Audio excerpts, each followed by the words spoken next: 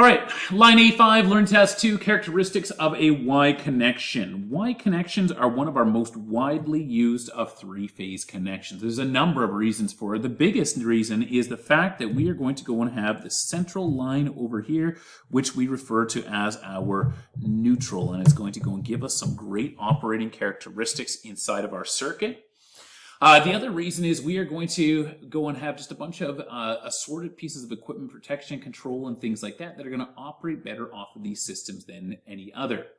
It is also going to go and introduce some new levels of complications into our calculations. And this is due to the fact that we have got line values of voltage, as well as we are going to go and have phase values of voltage. Let's first start by taking a look at our phase or our coil values of voltage over here. Based on the number of windings that I have, the length of those windings, the velocity, and everything else that forms BLV, flux density, length, and velocity, I'm going to be able to go and generate a value of voltage. And what I'll do is I'll adjust these until I end up with a value of 120 volts RMS in most cases. Once I've got that 120 volts RMS value of voltage, that would then become my value of what we refer to as our phase voltage. Now we're going to go and place our phase voltage for A, being 120 volts, we're going to place along our reference vector, which means it's going to be at 0 degrees over here. We also know that the next values of voltage that we are going to go and have are going to be based upon that's 120 degrees. So my next one after A is going to go and become my phase B, which is also going to be 120 volts because it's going to have the same velocity, it's going to have the same flux density from the core of our alternator, and it's going to be wound with the same amount of copper, so it gets the same value of voltage, but it peaks 120 degrees away. So if I go backwards from my reference by 120 degrees, I end up at this value of 240 degrees over here. Then if I go even further back from this one, another 120 degrees, I end up at my C phasor over here, which is at the 120 degree mark itself. If I wanted to go and look at my actual lead-lag relationships, I can say that in reference to my A, C leads, A, it happens before A, and B lags, it happens after my A value of voltage that I'm going to go and get. Let's erase all of those right now. How do we determine line values of voltage? Well, we know that voltage is a specific quantity. It is what we refer to as being a difference between 2 points. It's the difference in the amount of charge between 2 points. I know what my values of voltage are over here, 120 volts, and I know what my value of voltage is over here, 120 volts, but they're at different times that they're going to be peaking. So I'm going to go and have a difference that's going to be from this point measured across to this point. And I'm going to do this all through what we're going to refer to as being subscript notation, same as what we looked at in the previous video. What we want to look for, and inside of your book there on your page 21, they say we are going to go and look for my EAB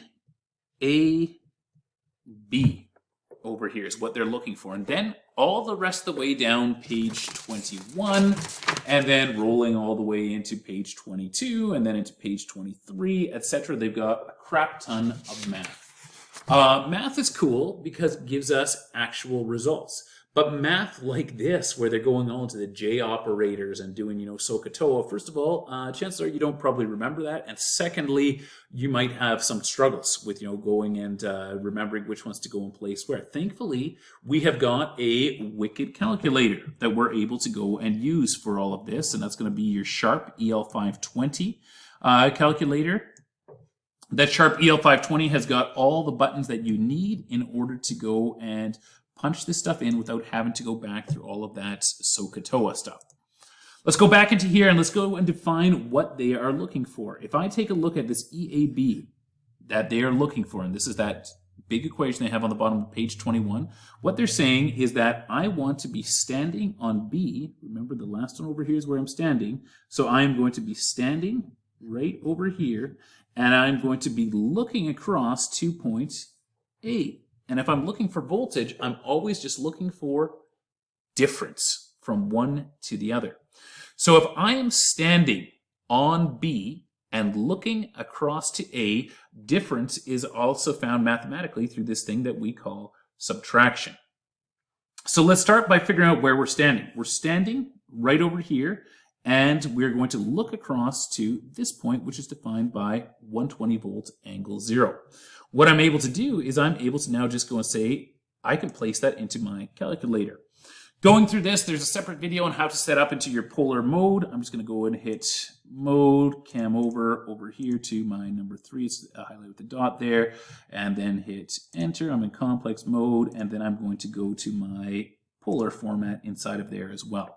So at this point now, I've got my calculator set into polar format, which means I can go and subtract and add vectors. And what I'm going to do is I'm just going to enter those values that we were looking at, 120 angle 240, that's where I'm standing, minus 120 angle 0, which is going to go and give me a value of, and the very first value that we see over here is 207.8460969, etc., which is going to be our value of voltage between those 2 points. We're going to round this number to a value called 208 volts. And if I want to find out which angle this thing is at, I'm going to hit my second function and then my comma to go over to my degrees, and I see that my degrees are at negative 150.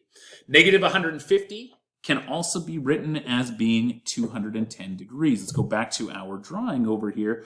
What we're looking for is we were looking for that difference between these 2 points from my B to my A over here.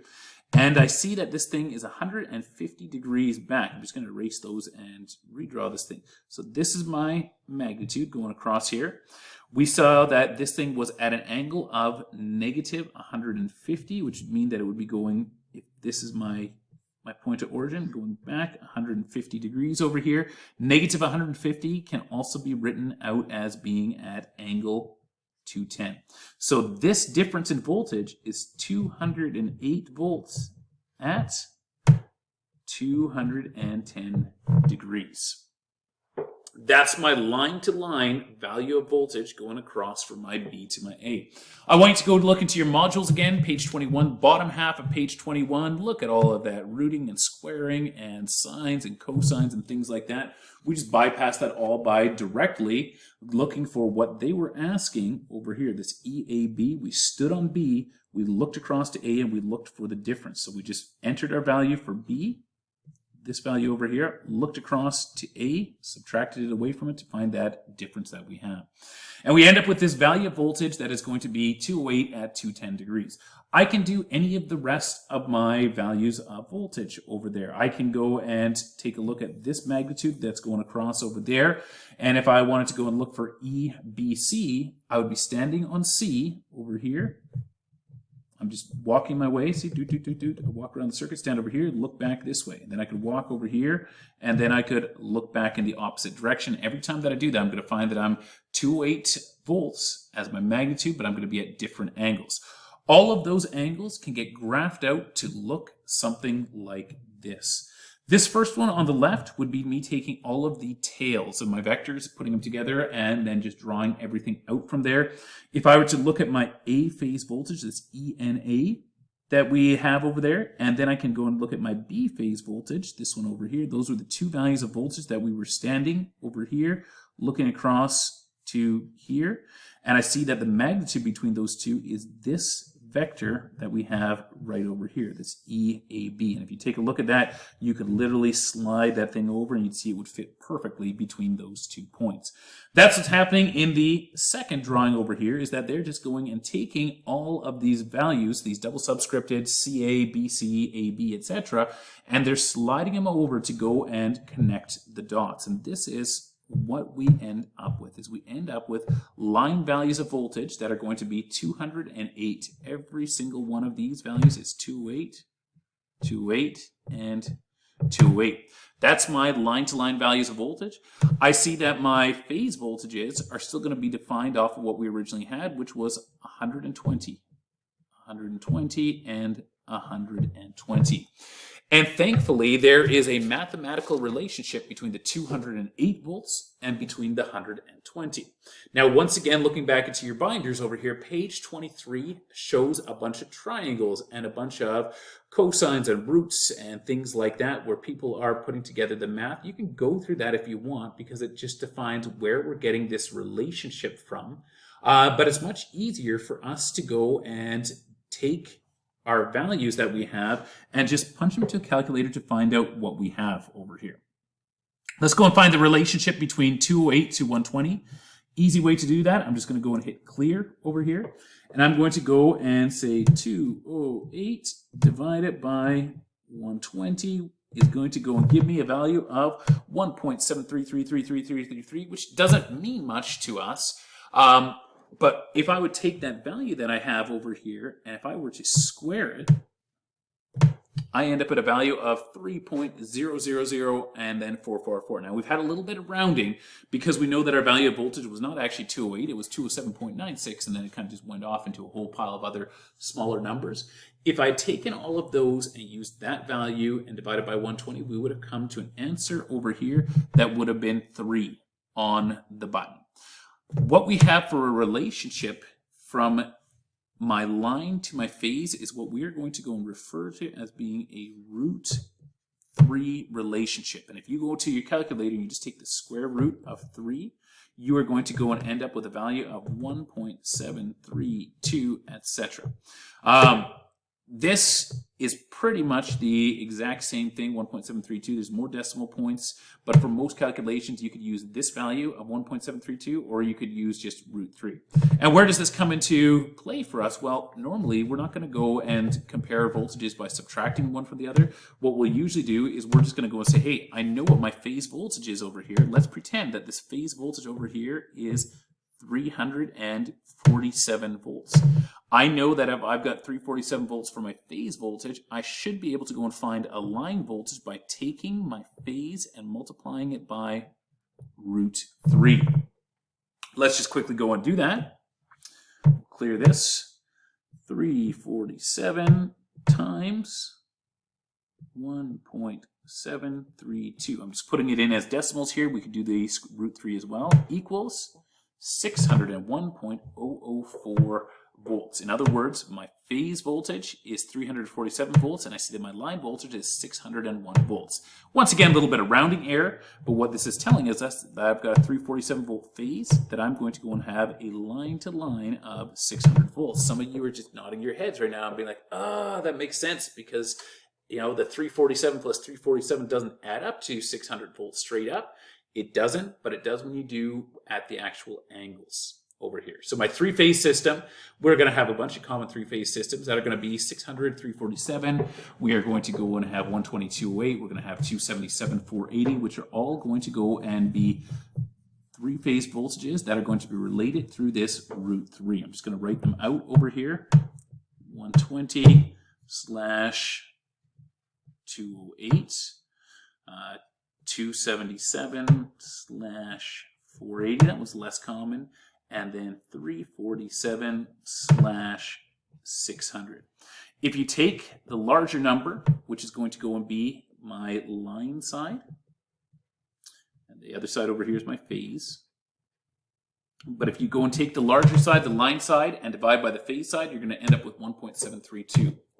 Every time off of these. 600 divided by 347, 480 divided by 277, etc. What this does for us is it tells us that we have got a relationship. And the relationship is that my E line is equal to my E phase times root 3. And that root 3 we could just substitute in there as 1.732.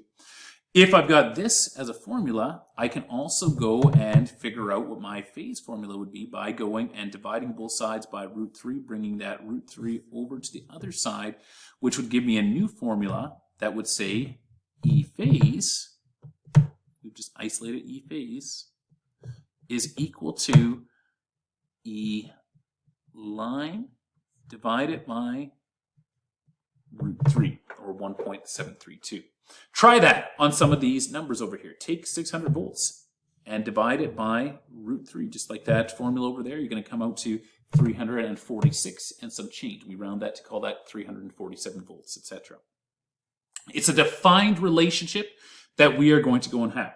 Now, like I said before, if you really want to go and take a look at how, we get this whole root 3, there is a whole pile of trigonometry to do with this on your page 23. Go through that if that's something that you really, really want to know. But I'm not going to test you on that because this just kind of gives you the mathematical proof from where it came from, and it's not pertinent to what we're doing as electricians. We just need to know that phase to line relationship, which is going to be 1.732. The next thing that we're going to go and talk about is going to go and be our currents that we're going to have inside of the system. We saw this in our first video on this subject where we said, look, we're going to take the currents on our A phase and we can carry it back on the neutral. And we form a current loop that looks like that. Back on the neutral all the way through. I can do the same with my B phase.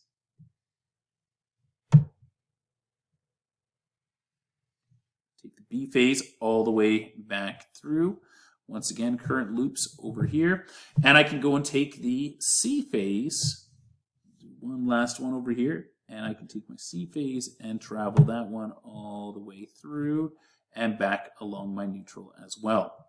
And we see that all of these are going to go and travel a single route. Now, what's really cool about this is the fact that there are some things that are going to be happening at the same time inside of the same places, particularly my currents. Let's go and erase just a few things over here. I'm going to erase just the black and the blue phases over there, my B and C phases, and we're going to look at strictly the A phase over here. If I take a look at my balanced three-phase Y-connected system over here, I'm going to go and see that my line current is going to be the same. Whatever current goes through my primary, through my source, is going to be the exact same current. All of that current gets transferred over to my load over there. We see that because it's a series circuit, and then all of it's going to go and come back on that neutral itself. My voltage on my phase over here and my current on my phase are going to go and be in phase with each other. They're both happening at the same time. So I get a line current and line current closed arrowhead and a line voltage that operate at the exact same time.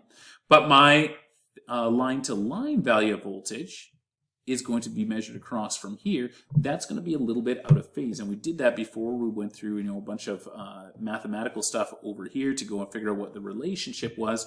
And we found out that we've got this as our overall relationship.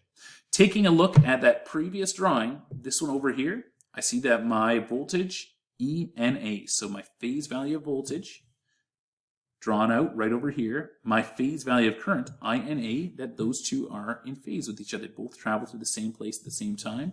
But I see that my voltage going across from C to A is going to be 30 degrees out of phase. And that was, we could go and find C to A by standing on A, my voltage A, which would be 120, and subtracting my voltage C, which would be 120 angle 120, and I would end up with this phase that I would have over here, which would be at 208 angle 330 or negative 30, whichever one you prefer to go and do. What we have is we've got this thing that's called a phase displacement between our phase value of voltage and my line value of voltage. The line and the phase value of voltages inside of a Y type of system are always going to be 30 degrees apart. This is going to become more critical to us later on once we get into transformers. But for now, we're going to leave it at that with those ones there. Last things that we want to go through in this self-test, reasons for grounding the star point or the central connection that we have inside of here. What we're going to go and have in a let me just erase all of that there. What we're going to go and have in any sort of a three-phase source is that three-phase source where we tie all those together. We're going to go and call that thing the neutral. And then what we're going to do with that neutral is we're actually going to have to go and ground it. We're going to take a conductor that we are going to attach to a grounding electrode, which is going to be something metallic buried in earth. And then at that point, we have got what we refer to as being a grounded neutral. And there's a number of reasons for this. We're going to go through these much more in depth when it comes to grounding and bonding.